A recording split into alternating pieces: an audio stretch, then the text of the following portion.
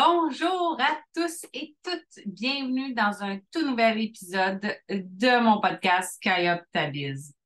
Aujourd'hui, on va parler des meilleures pratiques pour la gestion des factures et des dépenses. Je vais te donner des astuces pour suivre efficacement tes factures clients, gérer tes dépenses, puis éviter les retards de paiement.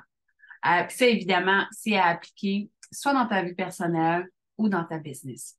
Je suis Audrey, la diva des chiffres. Aujourd'hui, on va explorer un sujet crucial pour chaque entreprise, la gestion efficace des factures et des dépenses. Mais c'est aussi quelque chose de crucial dans ta vie personnelle parce que de plus en plus de factures de certains fournisseurs vont affecter ta cote de crédit. Donc, c'est vraiment important de suivre le tout. La gestion des aspects financiers peut sembler fastidieuse, mais elle est essentielle pour la stabilité et la croissance de ton entreprise.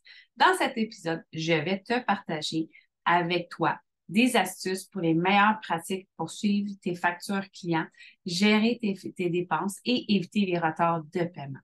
Que tu sois un entrepreneur en herbe, un vétéran en mode des affaires ou particulier, tu vas découvrir des conseils précieux pour optimiser tes opérations financières. Première des choses, moi, en tant que personne, un humain, ce que je fais pour toutes mes factures personnelles, j'ai automatisé, dans le fond, les prélèvements automatiques. Il y en a qui n'aiment pas ça parce qu'ils ont peur de ne pas avoir l'argent, que ce soit dans le compte de banque ou sur la carte de crédit.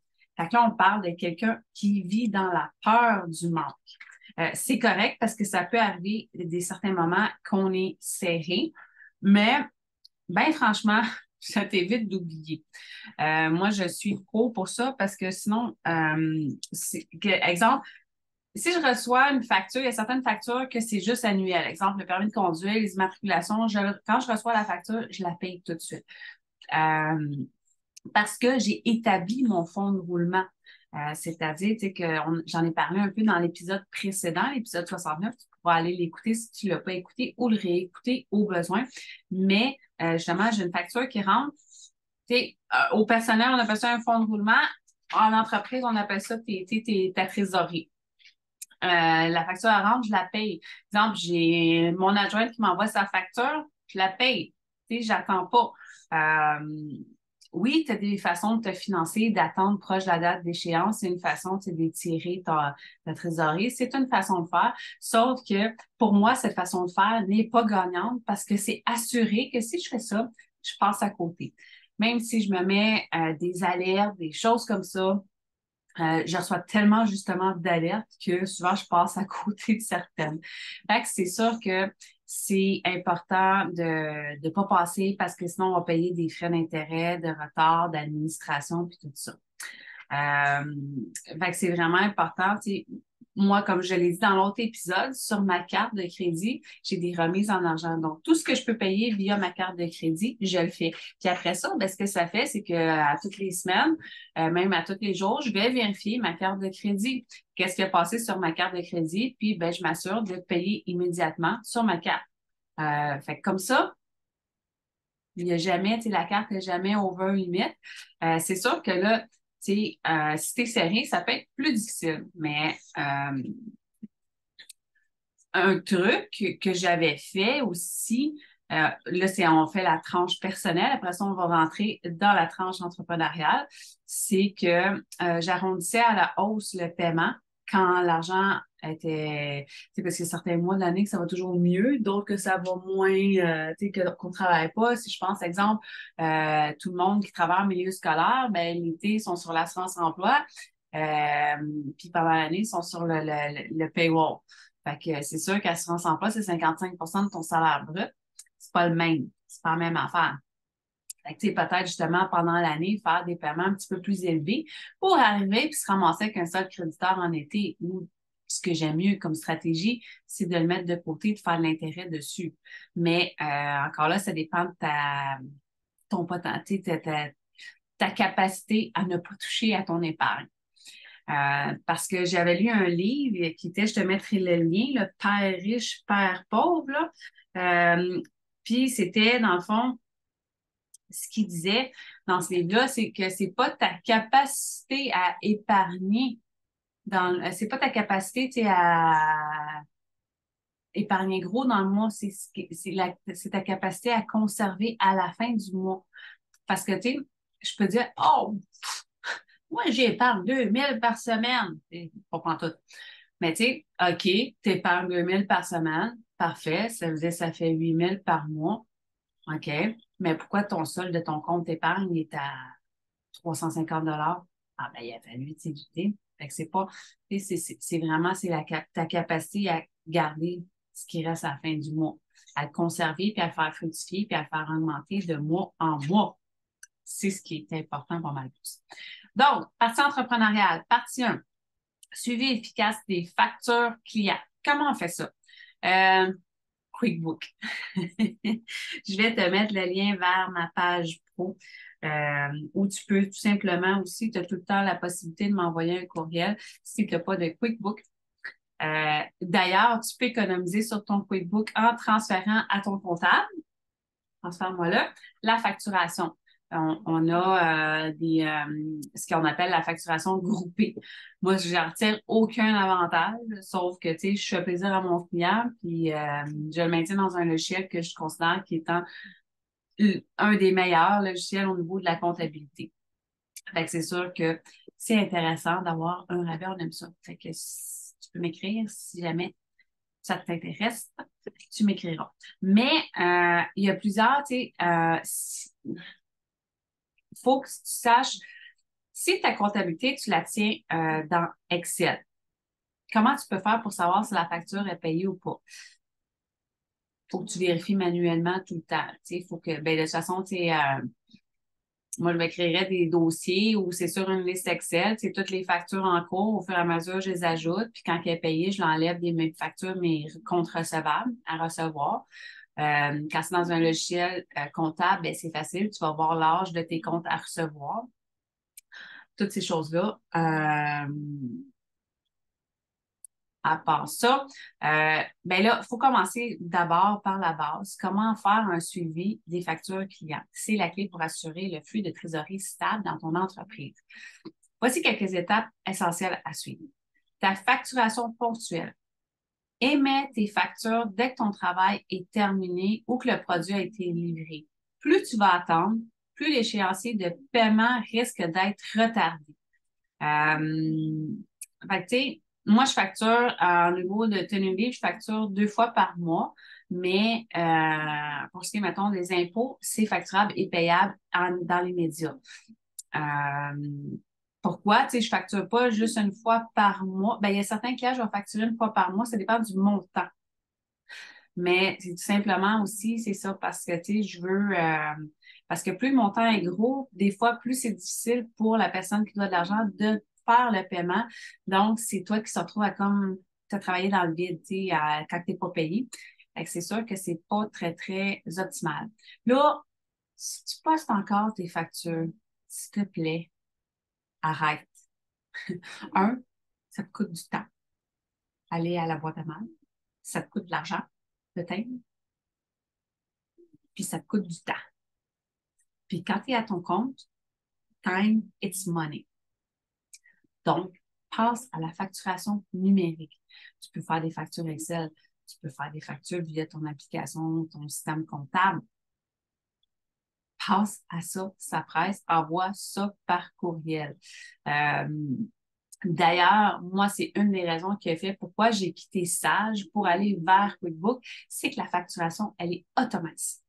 C'est-à-dire qu'une fois que tu as fait ta programmation, je clique, puis c'est envoyé automatiquement à mon client et j'ai aussi mis des rappels automatiques, donc j'ai pu faire les rappels pour dire hey, ta facture est en retard, ta facture est en retard. QuickBooks s'en occupe pour moi. Ça, c'est un beau gain de temps. C'est sûr que c'est pas gage que le client va payer rendu à l'échéance. On y arrive. Il existe de nombreuses applications logicielles pour la facturation qui te simplifient le processus. QuickBooks en est une que je te recommande fortement. Je les ai essayées pas mal toutes et je dirais que, à part de rares cas, même pour des stagiaires, autant la petite entreprise en démarrage que la grosse entreprise, il y a 4 versions à QuickBooks en ligne. Pour moi, c'est un outil, c'est l'outil à se doter absolument. Euh, Suivre les paiements. Garder un registre précis des paiements et reçus, des paiements en attente. Utiliser un système de suivi ou un logiciel de comptabilité pour te faciliter la tâche. QuickBook l'offre. Le gars, je vais arrêter de dire QuickBook parce que je vais te le répéter tout le long de l'épisode de podcast, ça n'a pas de bon sens. Il y a toujours des relances amicales. N'hésite pas à envoyer des rappels de paiement amicaux avant la date d'échéance, mais ça, comme je te dis, on peut les programmer. Là, ce que je vais te mettre aussi, je vais te mettre le lien vers ma formation, la Diva des chiffres.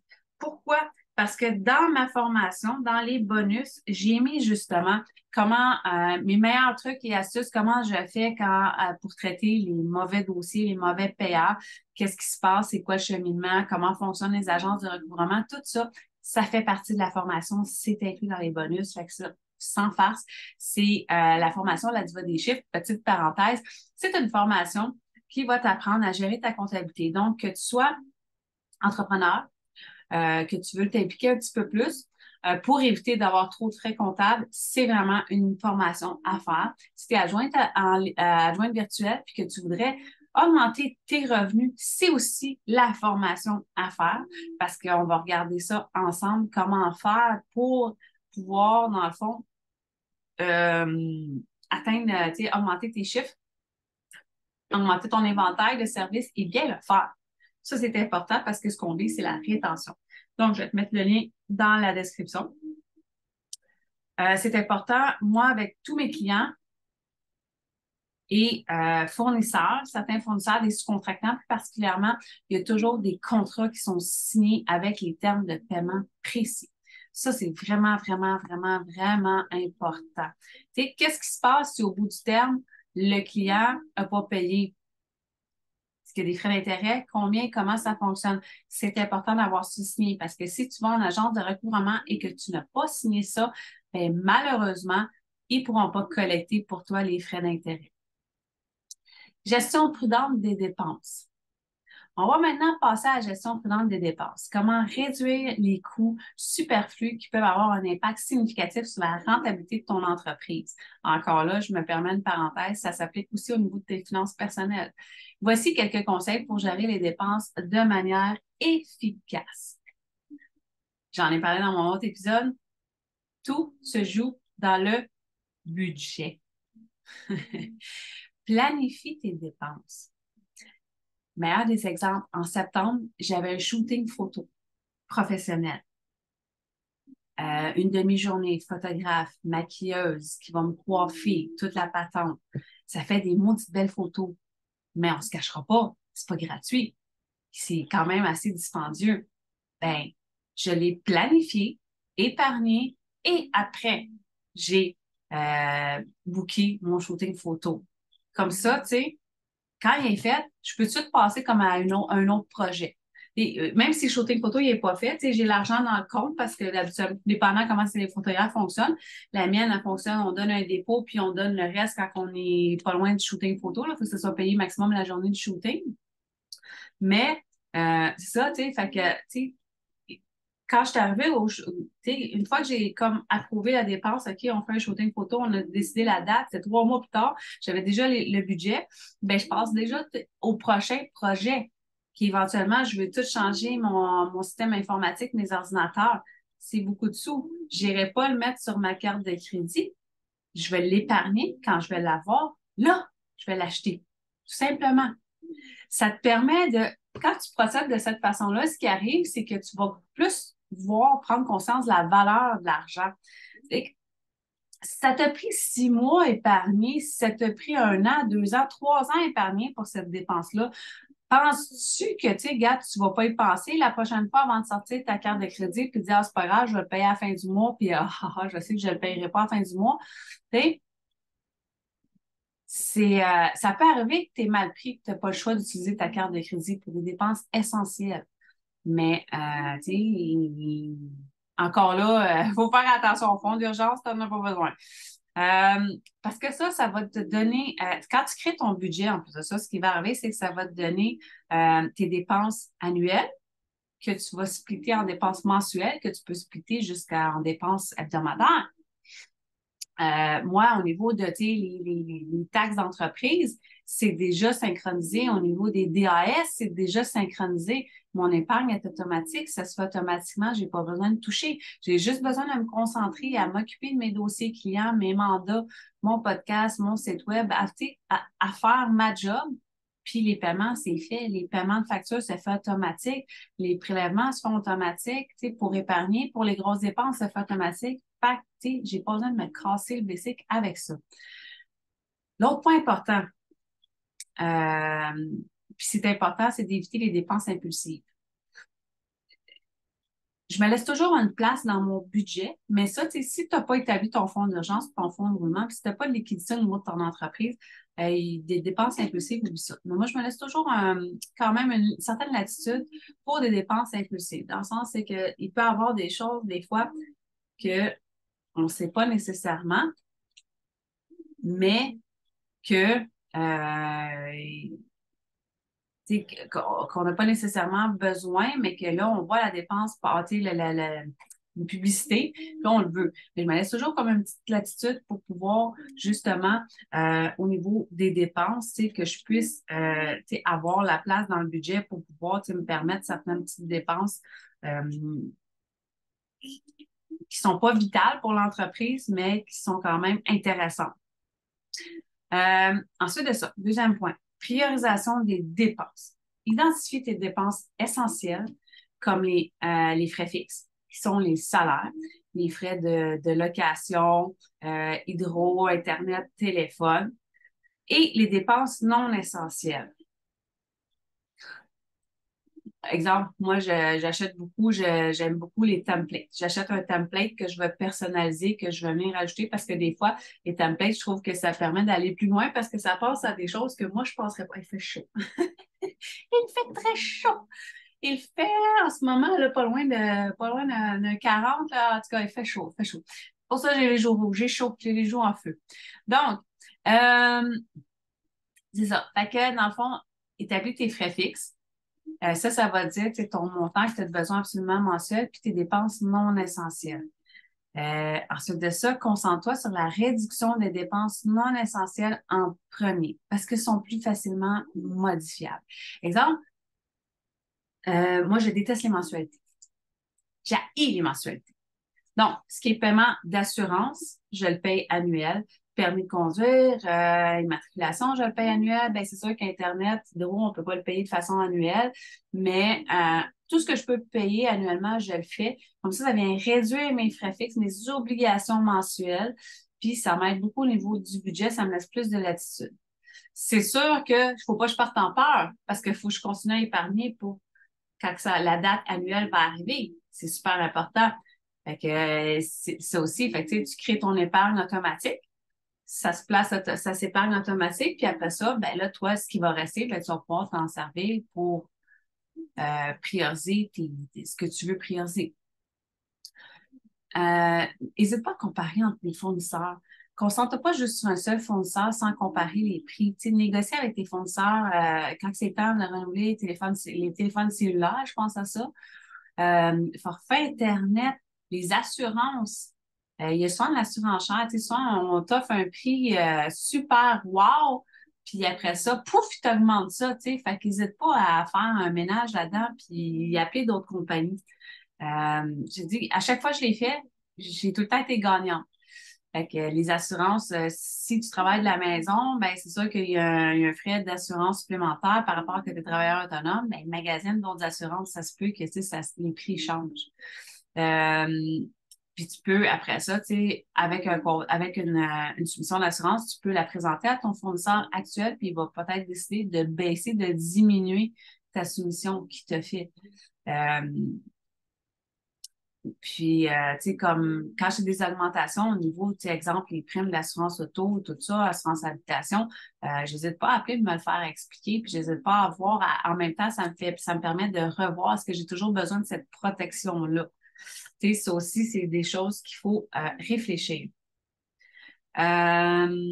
Suivi des dépenses, tu peux utiliser un logiciel de comptabilité ou une application de suivi des dépenses pour garder une trace de chaque centime dépensé que tu vas retrouver si tu utilises, peu importe le logiciel de comptable ou l'application comptable que tu utilises. Si tu utilises mon fichier Excel, je te mettrai le lien.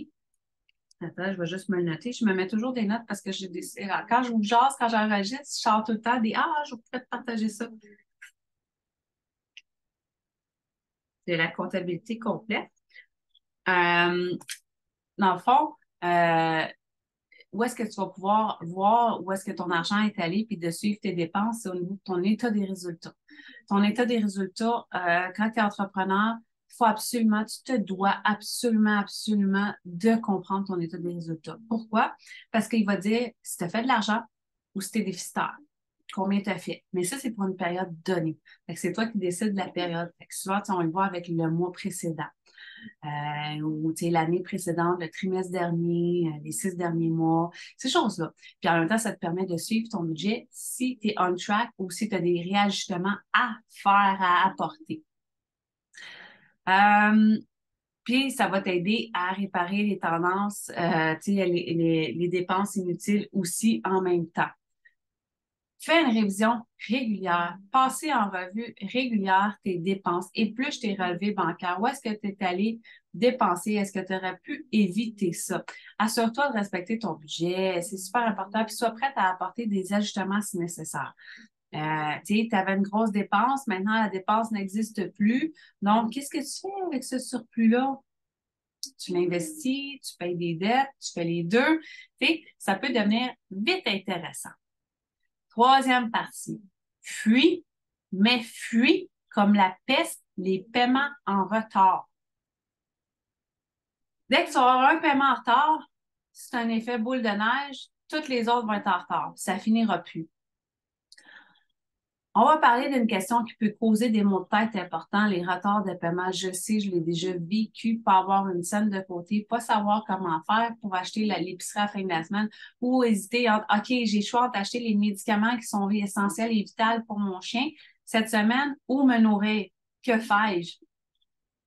Faut que tu te mettes en mode solution, ça presse. Les retards de paiement, ils peuvent affecter ta trésorerie de ton entreprise, perturber ton plan financier, puis sérieusement, perturber tes nuits de sommeil. Politique de paiement clair, je te l'ai déjà mentionné, c'est crucial. Assure-toi que tes clients connaissent les conditions de paiement dès le départ. Facturation précise. Vérifie que tes factures sont complètes et précises. Tu sais que le client n'ait pas de marge de manœuvre pour te dire, tu sais, comme moi, souvent, ce qu'il dit, vu que je facture, je suis en service, je facture en temps, tu sais, mais je ne sais pas pourquoi tu me factures. Ben, dans ton courriel, tu as une facture, tu as deux PDF, la facture et la feuille de temps. Si tu ouvres la feuille de temps, tu as tout le rapport détaillé de toutes les activités qui ont été faites pour ta comptabilité du dernier mois. Donc, ça évite ça. Les erreurs peuvent entraîner des retards de paiement. Exemple, tu t'es trompé. Ça arrive. Tu peux avoir des clients qui ont des taux différents, mais tu t'es trompé, tu n'as pas chargé le bon taux. Fait que le client ne payera pas. Il peut s'en servir comme raison. Mais je ne paye pas. Il y a un retard, corrige ta facture, envoie-moi là. Ouais, mais tu sais, gars, tu as juste à la payer, je vais te mettre une note de crédit, tu sais. Moi, c'est comme ça que je pense, tu sais. Je la paye, puis je demande une note de crédit. Mais il y en a que non, ils ne la payeront pas tant qu'ils n'auront pas la facture corrigée. Fait qu'il faut faire bien attention à ça. Des suivis rigoureux. Je me répète, va voir, va t'inscrire à Diva des chiffres. J'en parle et j'en parle et j'en parle. Je donne vraiment une panoplie, tu sais, tout le cycle de suivi d'une facture, comment collecter, comment être amical, comment être un petit peu plus ferme, comment être très ferme, puis comment transférer en agence de recouvrement, puis le cheminement, qu'est-ce qui se passe dans l'agence de recouvrement. Surveille de très près tes délais de paiement. Un client qui ne paye pas, qui est en retard, tolère pas ça. Tu as envoyé plusieurs courriels, ça ne fonctionne pas. Envoie un courriel plus personnalisé, plus ferme, plus personnalisé, puis direct, passe pas par le système automatisé parce que tu le vois, ça n'a pas marché, il n'a pas payé. Passe par un courriel personnel après ça, un appel. Il faut que tu agisses rapidement. Plus tu attends, moins tu as de chances de récupérer les sommes qui te sont dues. Garde ça en mémoire. Sois pas harcelant. non plus. Là, il faut y aller avec le gros bon sens. Mais ne traîne pas des recevables qui n'en finissent plus. Puis malheureusement, ça peut arriver dans certains cas que tu dois mettre dans des créances irrécouvrables parce que tu as tout fait pour essayer de recouvrir les sommes, puis il n'y a rien à faire, on ne te paye pas. Offre des options de paiement faciles. Tu peux offrir à tes clients plusieurs options de paiement pour faciliter le processus. Il y en a certains qui vont payer plus rapidement si tu offres le paiement par carte de crédit. Je sais, lâche-moi pas de roche, là, je sais, tu vas me dire, ouais, mais ça, la carte de crédit, les paiements par carte de crédit, ça coûte à peu près en moyenne 3 ou quand ils payent par PayPal, ben oui, mais t'aimes-tu mieux être payé ou t'aimes mieux payer 40 à l'agence de recouvrement? Tu qu'est-ce que t'aimes mieux, 3 ou 40 Choisis. Fait que, tu sais, si ça permet que tu sois payé plus rapidement, go for it. Plus c'est simple de payer, moins il y a de risques de retard. Euh, Avoir une politique de pénalité, de frais d'intérêt établie, claire, concise et signée dans ton entente avec ton client et ton fournisseur slash sous-contractant. Envisage d'appliquer des pénalités de retard pour encourager les paiements ponctuels. Tu peux aussi encourager des rabais pour les paiements rapides. Ceux qui payent super rapide ta facture, pourquoi tu leur offres pas un rabais pour paiement rapide? Tu sais, comme moi, souvent, là, dans le temps des fêtes, ce que je vais faire, ben, je vais offrir une note de crédit sur l'état de compte. Je vais souvent, pour certains clients, tu sais, ça, je vais choisir, mettons, ben, tous les 5 cas et plus qui ont acheté dans l'année, tous les 10 cas et plus. Et eux autres, tu sais, je vais leur offrir XY cadeau. Puis aussi, tu sais, souvent, les bons payeurs achètent chez eux. Tes clients qui payent bien, achète. Achète justement tes cadeaux de Noël. Achète tes cadeaux-là, puis offre-les à ton entourage. Vas-y, toi aussi. Achète-les pour. Pardon, voyons, j'ai le hockey. Achète-les pour toi aussi. Un petit peu d'eau. Euh, le client va se sentir important, puis il va être plus porté aussi à se dépêcher de pas créer de chicane. En général, c'est rare que c'est l'effet inverse. Fait que j'espère que tout ça, ça t'a aidé, mais comme je te dis, dans la diva des chiffres, c'est vraiment complet par rapport à ça. Puis je te recommande fortement, si tu n'as pas un compte QuickBook, de l'utiliser. Si tu en as déjà un, que tu n'as pas personne pour t'aider avec ta comptabilité, tu peux m'écrire, tu peux même transférer ta facturation à ton comptable Bibi moi-même pour avoir bénéficié de rabais. Mais ça, c'est sûr que ça se fait pas comme ça. Il faut qu'on jase un peu avant. Fait qu'hésite pas. Je vais mettre aussi le lien pour un appel découverte si tu as besoin de me jaser un petit peu plus en profondeur. On va pouvoir voir ça ensemble. Ça va me faire plaisir de t'aider. Alors voilà, chers auditeurs, des conseils sur les meilleures pratiques pour la gestion efficace des factures et des dépenses dans ton entreprise. Rappelle-toi que la gestion financière minutieuse est essentielle pour maintenir la santé financière de ta business. En appliquant ces conseils, tu vas être mieux préparé pour gérer tes finances et éviter les écarts courants. Merci de m'avoir rejoint dans cet épisode. Merci de me suivre au cours des semaines. Merci de me suivre sur les réseaux sociaux. Merci de me taguer quand tu écoutes mon épisode de podcast et de le partager avec ton entourage. Si ça te fait du bien, si ça t'a aidé, c'est clair que ça va aider d'autres entrepreneurs, d'autres personnes qui ont à cœur leurs finances. On se retrouve la semaine prochaine pour un autre épisode de podcast et encore plus de conseils financiers et comptables. Prends soin de ton entreprise. À bientôt!